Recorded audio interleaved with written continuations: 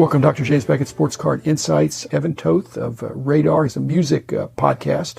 Very interesting. He said, let's talk about some parallels between music and cards. I love doing stuff like that. So thanks, Evan.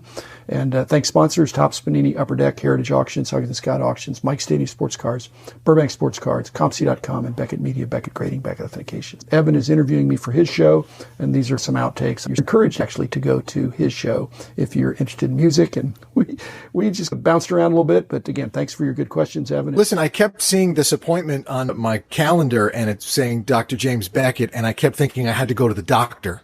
So I'm glad this is a much better appointment than whenever I saw the doctor thing, I thought I had to go somewhere bad. I can prescribe for it if you want me to.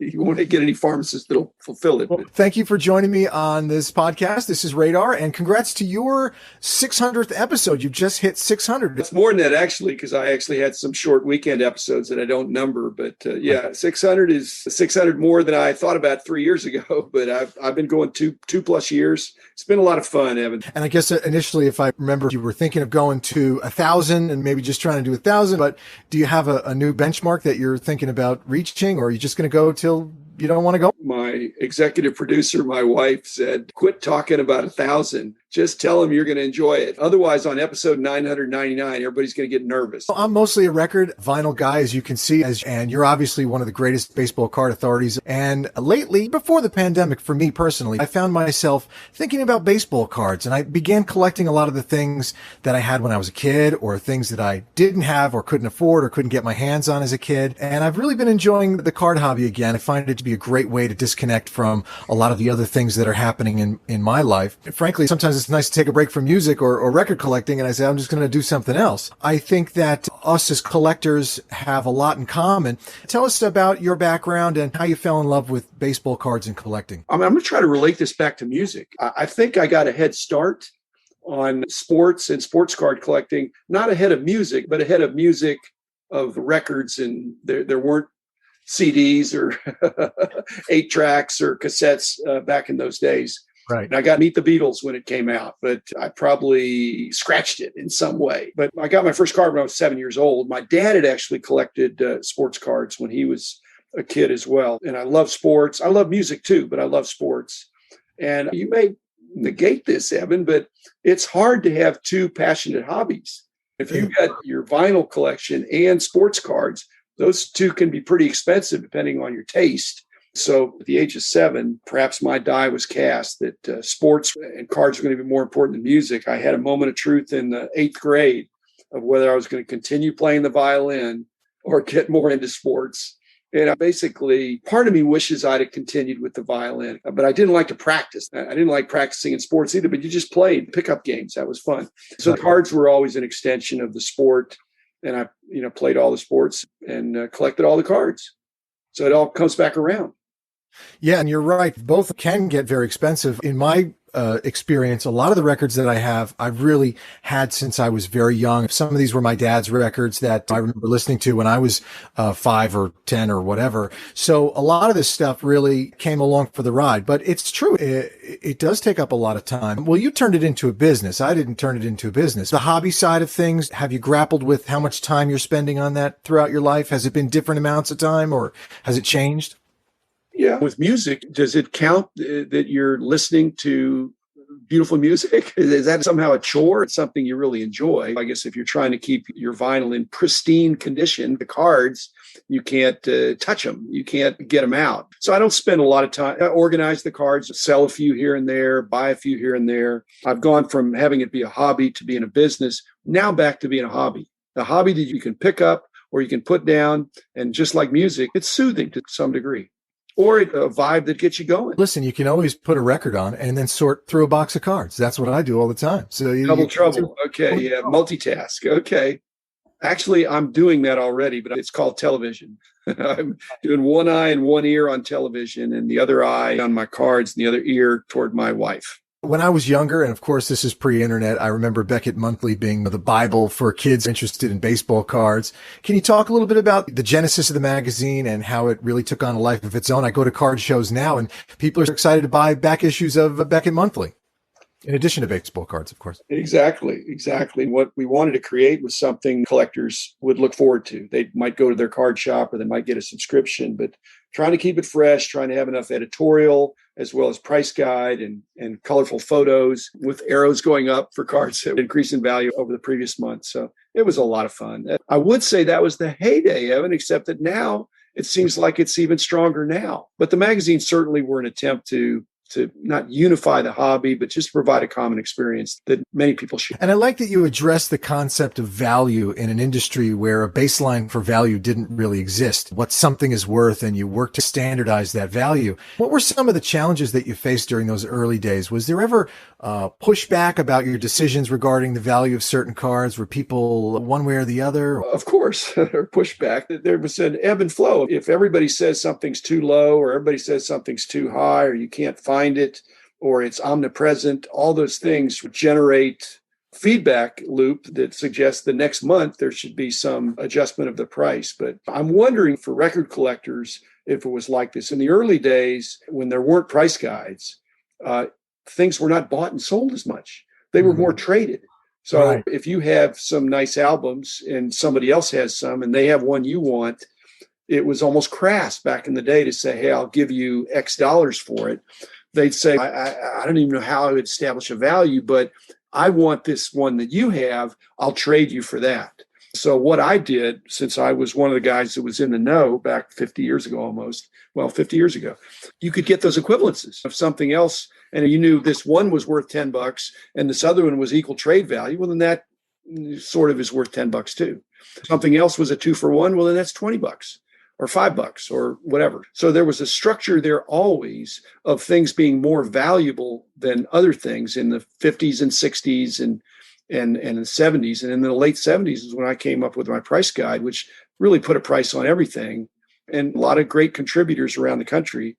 There were cards being sold, but like I said, in the early 70s, it was more trading than selling. By the late 70s in the price guide, there was still some trading, but it was almost all buying and selling, which really grew the market too. Right. Trading baseball cards was a quintessential childhood experience. I'll give you Conseco for the Mattingly or whatever, and that's what it was all about. Have you heard of the website Discogs? For records, they have all records and CDs, everything cataloged there. And you can buy and sell on that website too.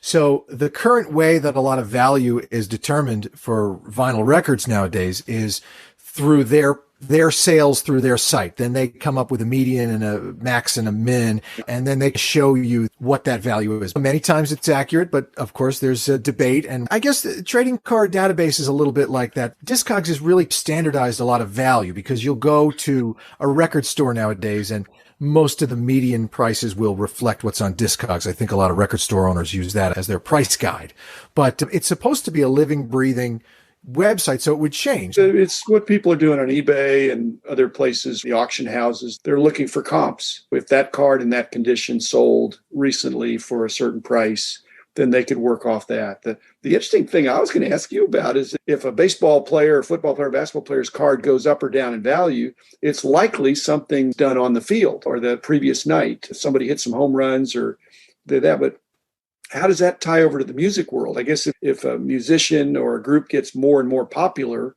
then there'd be more and more demand for their material. But it's very dynamic within sports. You have a good game, and then you can see that same day even on some of these sites. Another thing that affects value in both baseball cards and records would be when a musician or an athlete passes away. All of a sudden, then there's some kind of a bump. But I would think that if someone won a Grammy or say Paul McCartney's albums are like maybe the reverse. He puts something out and it gets everybody talking about the Beatles again or something like that. But yeah, you do see sometimes people get hot and they have good years and bad years. And it's similar to an athletic career in many ways. Okay. The annual books were the first thing where you're tracking prices once a year.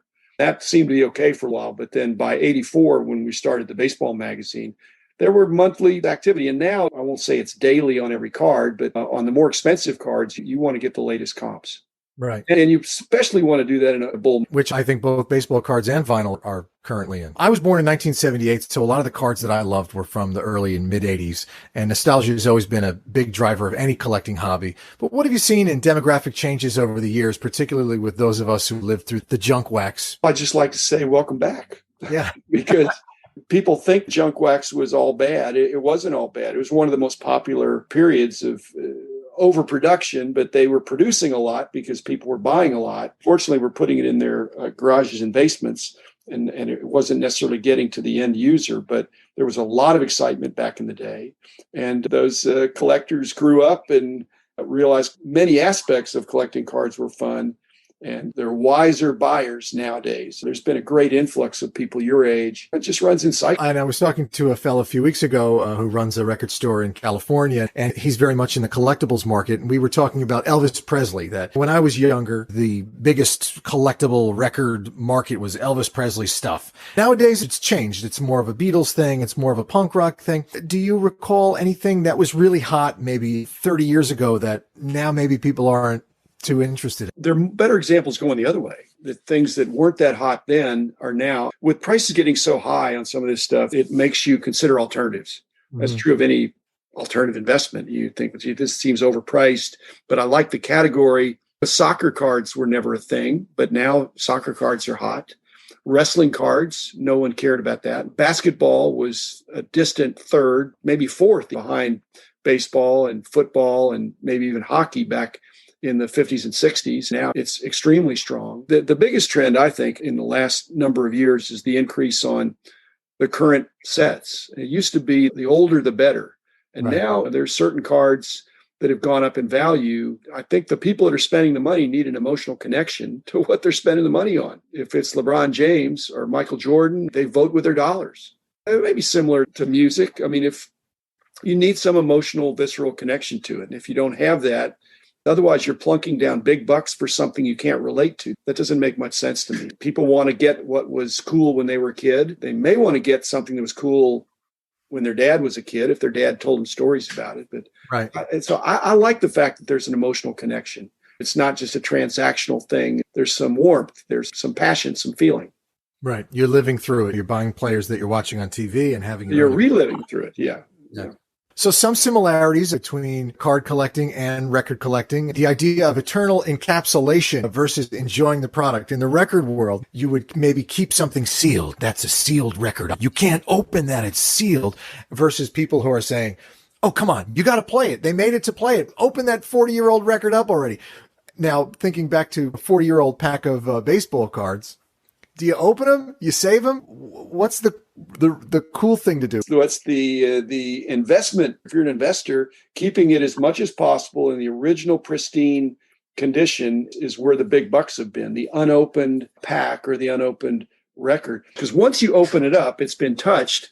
But I had friends that collected records back in the day. They loved the music. They weren't just collecting something. Hey, I think this will go up in value. They thought, this is a record that I think is going to be great. But they'd play it once and they'd be recording to their reel-to-reel in some days. They'd get a high-fidelity recording and then they'd put it back in and put it away and never touch it again. I have it, and then they'd listen to their cassette or whatever medium they recorded it to. It's played once. Played once. Those are the collections you want to buy. But they're not gem mint. They are opened, but it's still very high quality. Yeah. Right. And so that's kind of a 9.5 or maybe a 10, but not unopened, not unsealed, which I think cards were meant to be. I don't begrudge people with cards that are in not dog-eared, but have some wear. They were intended to be enjoyed. And same thing with records. Yeah, encapsulation of vinyl. The funny thing about that is then you can't play it. It's one thing with a baseball card, you can look at it, you can enjoy it. It does what it does. But if you encapsulate a record, you've lost some of the enjoyment value of it. It's music. There is also cover art, and some of the cover art is pretty outstanding, but it's still music. And in a day of music that's digital, you can get the music. And have the record on the shelf. The man in the